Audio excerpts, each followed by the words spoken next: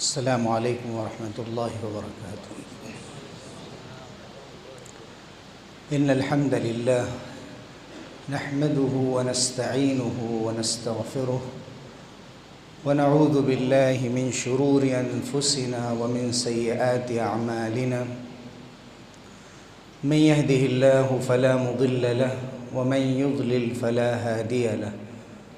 ونشهد أن لا إله إلا الله وحده لا شريك له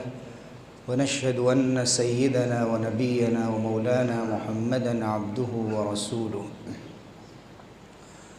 أما بعد فأعوذ بالله من الشيطان الرجيم بسم الله الرحمن الرحيم ولا تنسوا الفضل بينكم وقال رسول الله صلى الله عليه وسلم من صنع إليكم معروفا فكافئوه فإن لم تجدوا ما تكافئونه فادعوا له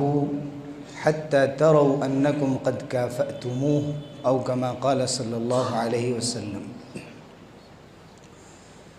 حضرات گرامی، معزز خواتین اسلام اور عزیز نوجوانوں اور بچوں، ہم سب کے لیے یہ بہت مبارک گھڑی آتی ہے جمعے کی، جس میں ہم اللہ کی رحمتوں، اس کی نعمتوں اور اس کی برکتوں کو یاد کر کے اس کا شکر ادا کریں، اس سے دعائیں مانگیں۔ گزرے ہوئے دنوں میں جو کوتاہیاں ہم سے ہوئی ہیں، اللہ کے سامنے سچے دل سے ان پر توبہ کریں، استغفار کریں، ایک اچھی زندگی کی، پاکیزہ اور نیک زندگی کی شروعات کے لیے عزم کریں، پختہ ارادہ کریں اور اللہ رب العزت سے مدد طلب کریں کہ اللہ تعالی ہمیں توفیق دے کہ ہم صالحین میں شامل ہو جائیں، ابرار میں شامل ہو جائیں، متقین میں شامل ہو جائیں، صدیقین میں شامل ہو جائیں اور مقربین میں شامل ہو جائیں۔ قرآن مجید نے جن لوگوں کی تعریفیں کی، بہت سچے لوگ، بہت نیک لوگ، اللہ کے بہت مقرب بندے، جن کی بار بار تعریف ہوتی ہے اور جن کی تعریفیں ہم پڑھتے ہیں اور سنتے ہیں، اللہ تعالیٰ خود ہمیں ان میں شامل فرما دے۔ حضرات، اللہ تعالیٰ کا فضل ہے، اللہ تعالیٰ ذو الفضل العظیم ہے، واللہ ذو الفضل العظیم، سب سے بڑا فضل اللہ کا۔ اسے جب فضل اور احسان کی بات کی جائے تو سب سے بڑا فضل اور سب سے بڑا احسان اللہ کا۔ اللہ کی اتنی نعمتیں ہمارے ساتھ ہیں کہ ہم ان کو شمار نہیں کر سکتے۔ وَإِن تَعُدُّوا نِعْمَةَ اللَّهِ لَا تُحْصُوهَا۔ اسی لیے سورہ رحمان میں فرمایا گیا کہ هَلْ جَزَاءُ الْإِحْسَانِ إِلَّا الْإِحْسَانِ، کیا احسان کا بدلہ احسان کے سوا بھی کچھ ہو سکتا ہے؟ فَبِأَيِّ آلَاءِ رَبِّكُمَا تُكَذِّبَانِ، تو اے جنوں اور انسانوں، اپنے رب کی کن کن نعمتوں کو جھٹلاؤ گے؟ اگر اللہ نے تمہارے ساتھ احسان کیا ہے، تمہیں سانسیں عطا کی ہیں، سمجھ بوجھ دی ہے، عقل دی ہے، ایمان دیا ہے، نیکی کی توفیق دی ہے، مصیبتوں میں تمہیں سہارا دیا ہے، تمہیں جینے کے لیے تمہارے لیے راستہ کھولتا گیا، مشکل حالات سے تمہیں نکالتا چلا گیا، جہاں تمہیں لگا کہ اب راستے بند ہیں اور اندھیرا سا نظر آیا، وہاں اللہ تعالیٰ نے امید کی ایک کرن تمہارے سامنے روشن کر دی اور پھر تم آگے بڑھتے چلے گئے۔ ڈاکٹروں نے جواب دے دیا لیکن اللہ نے صحت دے دی، برکت دے دی، شفا دے دی۔ اللہ تعالیٰ کا سب سے پہلے ہمیں احسان اور اس کا فضل یاد کر کے ہمیشہ اس کا شکر گزار بن کر رہنا۔ تو سب سے بڑا فضل جس کا ہے، اسی کا شکر بھی سب سے زیادہ ہو۔ اس کے بعد ہمیں ہمیشہ احسان یاد رکھنا چاہیے حبیب خدا سرور دو عالم حضرت محمد مصطفیٰ صلی اللہ علیہ وسلم کا، کہ آپ کی بتائی ہوئی نصیحتیں، تعلیمات، آپ کی سنتیں، زندگی گزارنے کا طریقہ، آپ کا لایا ہوا دین، یہی وہ چیزیں ہیں جن کی وجہ سے آج ہم قائم ہیں اور ہم اللہ کے سامنے کہنے کے لائق ہیں کہ ہم مسلمان ہیں، ہم مومن ہیں یا مومن بننے کی کوشش کر رہے ہیں۔ رسول اللہ صلی اللہ علیہ وسلم نے اگر ہمیں ہاتھ پکڑ کر چلنا نہ سکھایا ہوتا اور طریقہ زندگی گزارنے کا نہ بتایا ہوتا تو آج ہم بھٹک رہے ہوتے. ہمارے پاس کوئی ایسا جامع نظام تعلیم کا، ہدایت کا نہیں تھا کہ جن کے ذریعے سے ہم اپنی پوری کامیابی کے ساتھ زندگی گزار سکتے تھے. رسول اللہ صلی اللہ علیہ وسلم کے احسان کو یاد رکھنا اور اس کا سب سے بڑا اس کا بدلہ یہ ہے کہ ہم درود شریف کی کثرت کریں، جس کے لیے جمعے کے دن کی سب سے زیادہ فضیلت کہ ہم رسول اللہ صلی اللہ علیہ وسلم پر درود و سلام کے نذرانے بھیجتے رہیں. اللہم صلی علی محمد وبارک وسلم وعلی آلہ واصحابہ اجمعین. پھر ہم دیکھیں کہ ہماری زندگی میں کن کن لوگوں کے احسانات ہیں. صحابہ کرام، تابعین، علماء جنہوں نے قرآن کی تفسیریں لکھیں، جنہوں نے حدیث کی تشریحیں کی، جنہوں نے لوگوں کے دلوں کو گندگی سے صاف کر کے پاکیزہ بنانے کی کوشش کی، اللہ کے بچھڑے ہوئے بھٹکے ہوئے بندوں کو اللہ سے ملانے کی کوشش کی. اللہ تعالیٰ کے مقرب بندے اولیاء کرام اور صوفیاء اعظام جنہوں نے اپنی پوری زندگی بندوں کی تربیت میں گزاری، ان سب لوگوں کا احسان. داعیان اسلام جنہوں نے اسلام کی دعوت کو عام کیا، کبھی تاجر بن کر گئے، کبھی عالم بن کر گئے، کبھی استاذ بن کر گئے، کبھی ایک عام پیشے سے جڑ کر گئے، لیکن جہاں گئے وہاں اسلام کا کلمہ عام کیا، اسلام کا پیغام عام کیا، اور دنیا میں اسلام عام ہوتا گیا، اور آج بھی کر رہے ہیں. دنیا کے ترقی یافتہ ممالک میں حکمت کے ساتھ، اچھی نصیحت کے ساتھ، نئے نئے طریقوں کے ساتھ اسلام کی دعوت پیش کر رہے ہیں، ہزاروں رکاوٹوں کے باوجود. اللہ تعالیٰ ان سب کو ہم سب کی جانب سے جزائے خیر دے کہ تیزی سے لوگ اسلام کی طرف مائل ہو رہے ہیں، قرآن کی طرف آ رہے ہیں، جو قرآن کے نسخے تقسیم کر رہے ہیں مختلف زبانوں میں، تاکہ لوگ اللہ کا کلام سنیں، اپنے اللہ کو پہچانیں. یہ سب ہمارے محسن ہیں. جب ہم دعا کے لیے ہاتھ اٹھائیں تو ان سب کے لیے ہمیں دعائیں کرنی چاہیے. ہم بھلا چکے ہیں اپنے علماء کو، اپنے داعیوں کو، اپنے مبلغین کو، دین کے کام کرنے والوں کو، اور ان حفاظ کو جو ہمارے لیے قرآن مجید پڑھتے ہیں تراویح میں اور مختلف مواقع پر ہمیں دین کی باتیں بتاتے ہیں، سکھاتے ہیں. جس نے زندگی میں کبھی ایک مرتبہ آپ کو ایک حرف بھی سکھا دیا، ایک لفظ بھی بتا دیا، قرآن کا کوئی مخرج درست کر دیا، جس نے نورانی قاعدہ پڑھا دیا، جس نے آپ کو زندگی میں کبھی کوئی رہنمائی کر دی، ہمیں یاد رکھنا چاہیے کہ وہ ہیں ہمارے استاذ، اور وہ ہیں ہمارے تربیت کرنے والے، وہ ہیں جنہوں نے ہم کو ہاتھ پکڑ کر چلنا سکھایا اور صحیح راستہ بتایا. ہم میں سے کوئی نہیں اپنے بلبوتے پہ صرف اپنی محنت سے آگے بڑھ سکتا ہے. آج ہم عمر کے جس مرحلے میں بھی ہوں، اگر ہم اپنے ماضی میں جھانک کر دیکھیں، اپنے بچپن سے سوچیں، ہمارے اسکول کے کتنے اساتذہ ہوں گے، مدرسے کے، مکتب کے اساتذہ ہوں گے، خاندان میں ہمارے کتنے بڑے ہوں گے، ہمارے کتنے پڑوسی ہوں گے، ہمارے کتنے ملنے جلنے والے ہوں گے، دور کے قریب کے، کہ جنہوں نے کبھی ہمیں ایک بات کچھ بتا دی تھی اور زندگی بھر ہمارے کام آ گئی. ایسے لوگوں کو کبھی بھی اپنی دعاؤں سے بھلانا نہیں چاہیے. یہ معروف ہے، من يفعل الخير لا يعدم جوازيه لا يذهب العرف بين الله والناس. جو بھی خیر کا کام کرتا ہے بدلہ اس کا اللہ کے یہاں محفوظ ہے، ضرور اسے بدلہ ملتا ہے. انسان بدلہ دے، اللہ تعالیٰ بدلہ دے، اس سے بڑھ کر جہاں سے بھی ملے اس کو اس کی جزا ملتی ہے، اس کا بدلہ ملتا ہے، بڑھ کر ملتا ہے. اور نیکی کبھی بھی ضائع نہیں جاتی، نہ اللہ کے پاس ضائع جاتی ہے، نہ لوگوں کے پاس ضائع جاتی ہے. اس لیے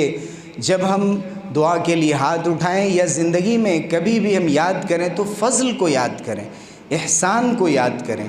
ہم ان لوگوں کو یاد کریں جو گزر چکے ہیں، جو اس دنیا میں موجود ہیں. ہم نے قرآن مجید کی جو آیت پڑھی وہ اصلاً میاں بیوی کے تعلقات کے بارے میں ہے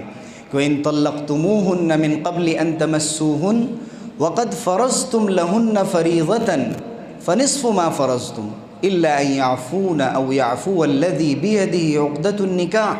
وَأَن تَعْفُوا أَقْرَبُ لِلتَّقْوَى وَلَا تَنْسَبُوا الْفَضْلَ بَيْنَكُمْ إِنَّ اللَّهَ بِمَا تَعْمَلُونَ بَصِيرٌ.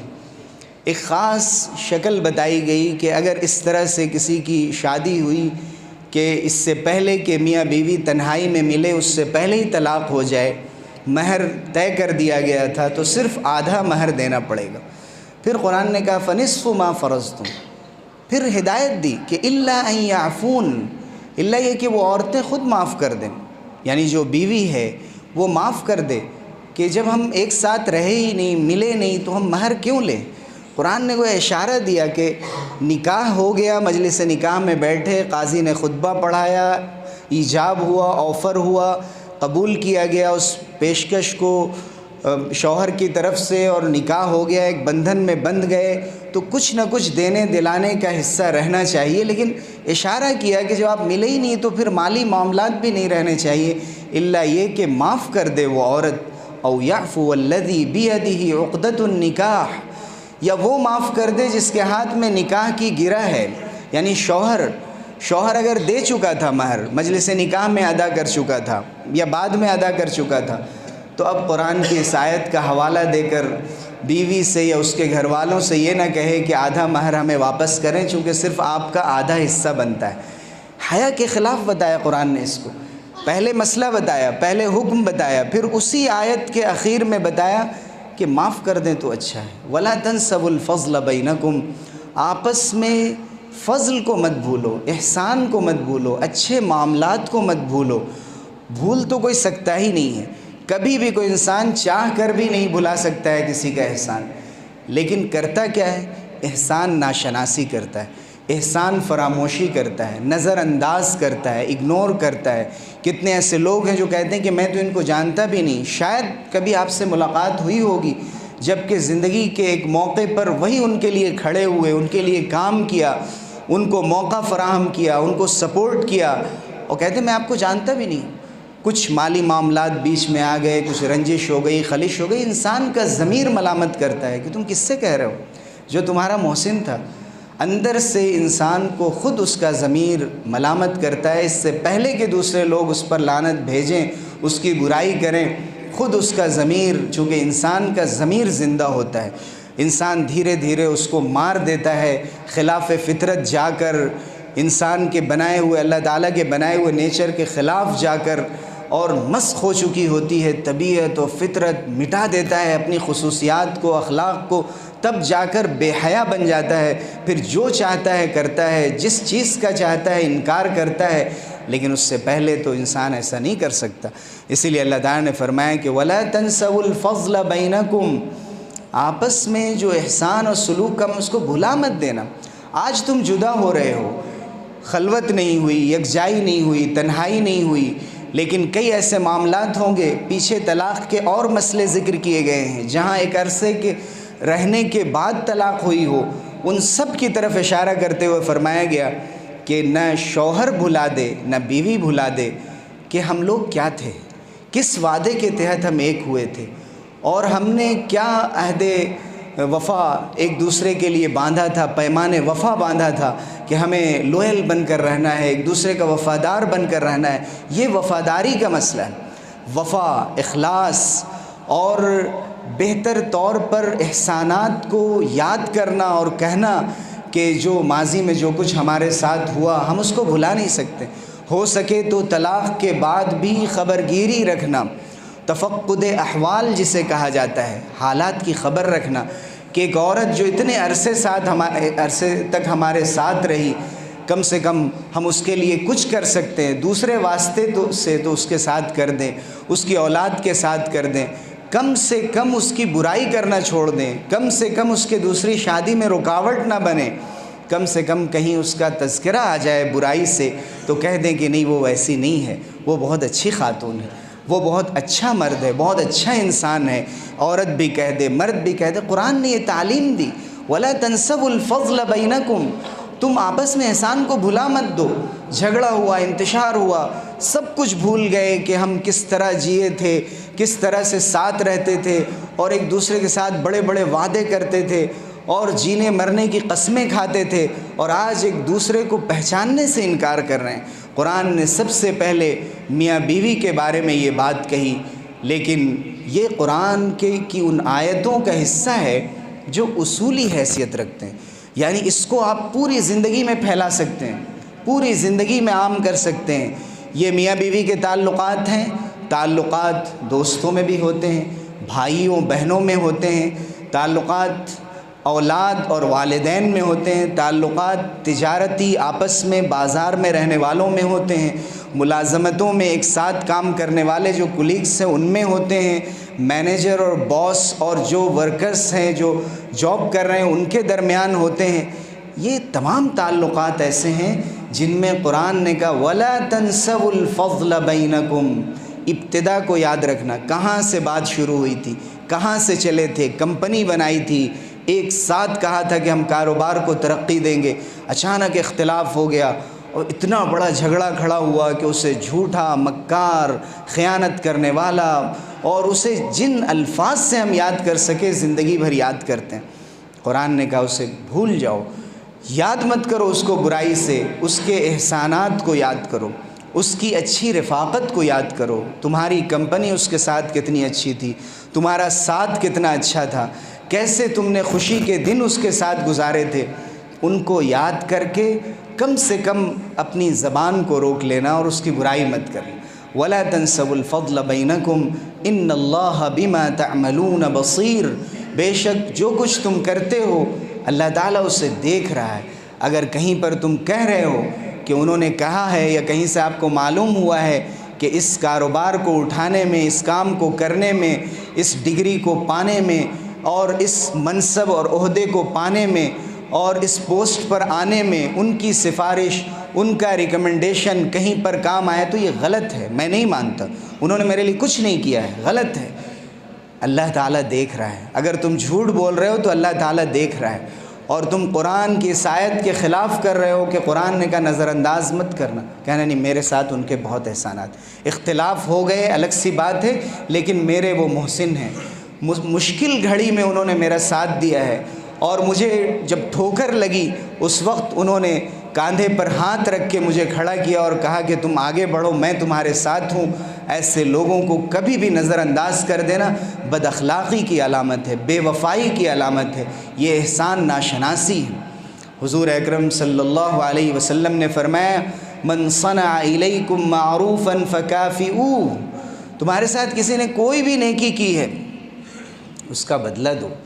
فإن لم تجدوا ما تکافئونہ، اگر بدلہ دینے کے لیے تمہارے پاس کچھ نہ ہو فادعوا لہ، اس کے لیے دعا کرتے رہو، حتی تروا انکم قد کافأتموہ، یہاں تک کہ اب تمہیں یقین ہو جائے، اطمینان ہو جائے کہ تم نے اتنی دعا ان کے لیے کر دی ہے کہ ان کے احسان سے بڑھ کر یا اس کے برابر کر دیا، تو ٹھیک ہے پھر تم دعا چھوڑ سکتے ہو، لیکن دعا کرتے رہنا، دعا جاری رکھنا اس وقت تک کہ کم سے کم تمہیں اطمینان ہو جائے کہ انہوں نے تمہارے ساتھ احسان کیا۔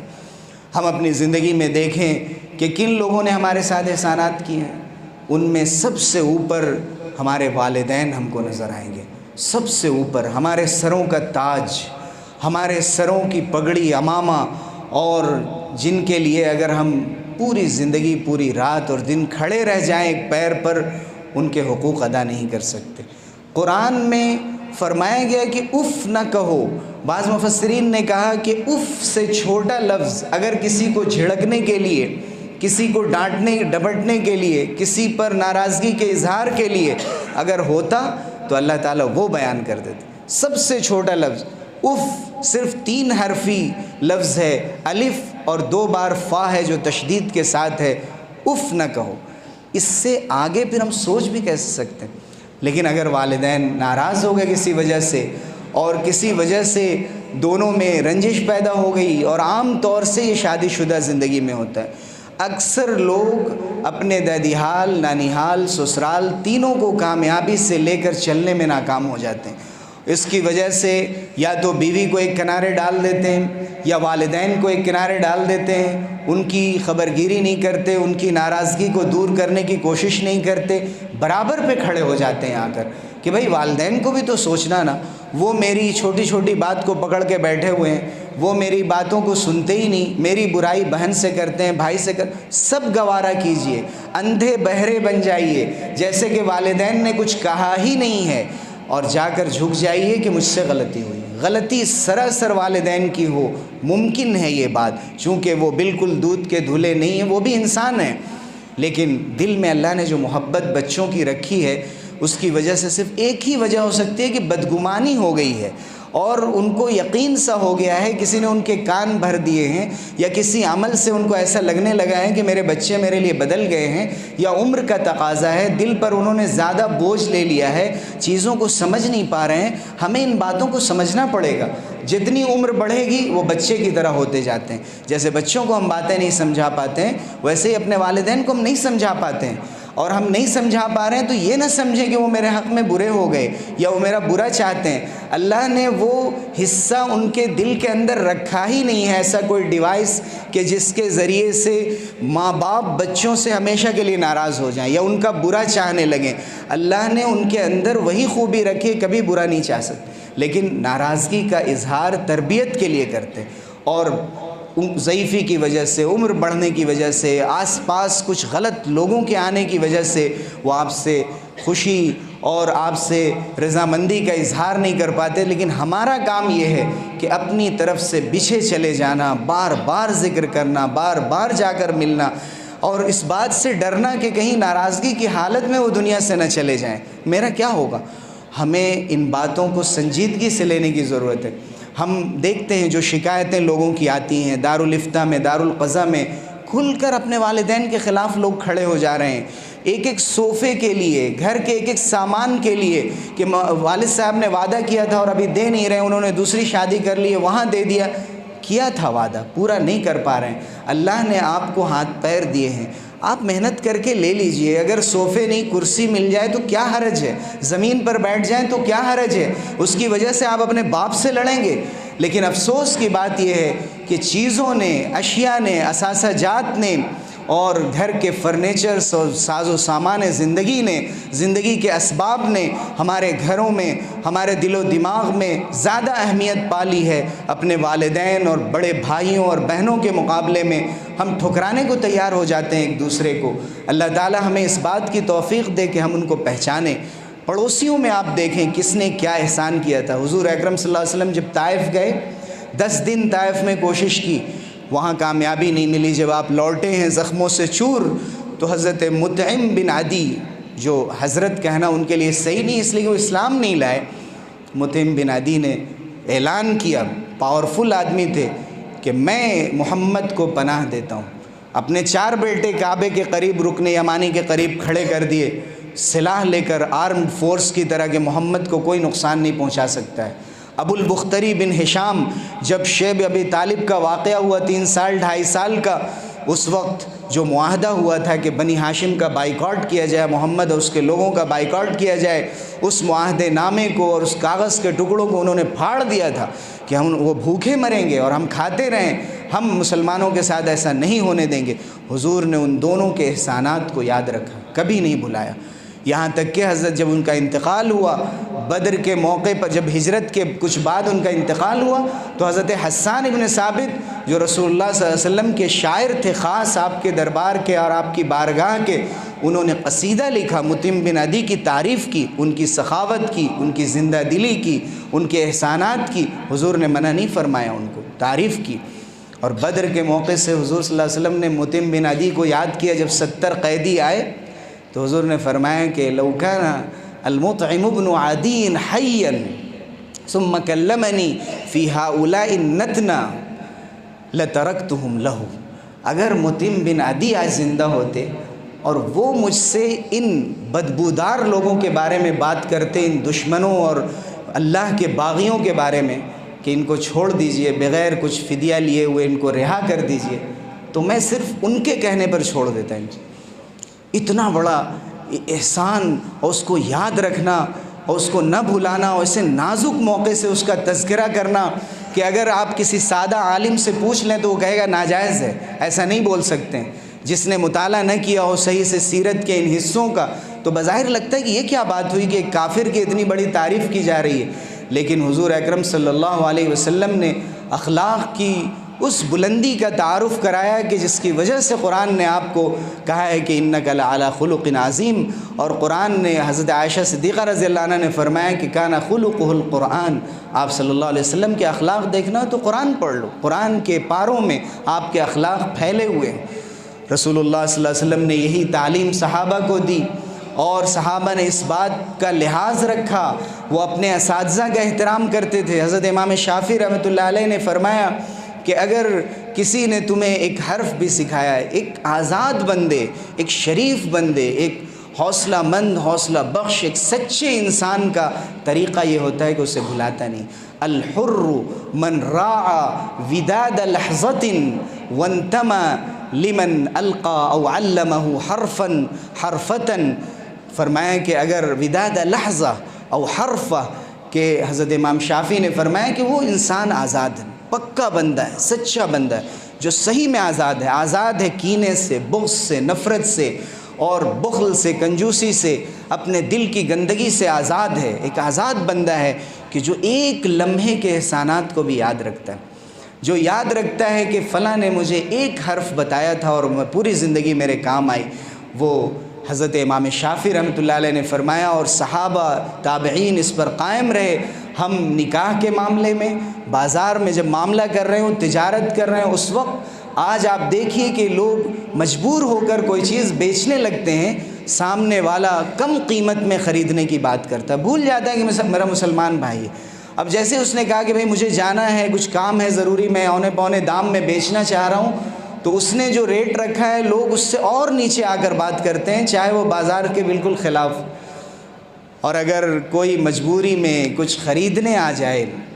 مجبوری کہیں وہ چیز نہیں مل رہی، ریٹ بڑھتا چلا جاتا ہے۔ ہم نے دیکھا کہ سانسیں بیچی جا رہی تھی کورونا کے دور میں، اور لوگوں نے اس وقت انسانی لاشوں پر تجارت کی۔ کیا بات کریں گے مسلمان ڈاکٹروں نے کیا کیا کام کیے ہیں اور آج بھی کر رہے ہیں۔ ایک مجبور جب ہاسپٹل میں آتا ہے اسے چوس لیا جاتا ہے، کوشش نہیں کی جاتی ہے کہ حضور صلی اللہ علیہ وسلم کا پھر کہتے ہیں کہ ہم مسلم طبیب بننا چاہتے ہیں، مسلم طبیب بننا ہے، مسلم وکیل بننا ہے، مسلم آپ کو سائنٹسٹ بننا ہے، اگر انجینئر بننا ہے۔ آپ دیکھیے اگر کوئی مدد کا محتاج ہے، فضل کا محتاج ہے، نیک انسان ہے، اس نے خاص طور سے اگر آپ کے لیے کچھ کیا ہے، بھلائیے مت، پیسے پھر کما لیے جائیں گے، ہزار راستے ہیں۔ اللہ تعالی ہمیں توفیق دے اور عمل سے نوازے۔ آمین۔ وآخر دعوانا الحمدللہ۔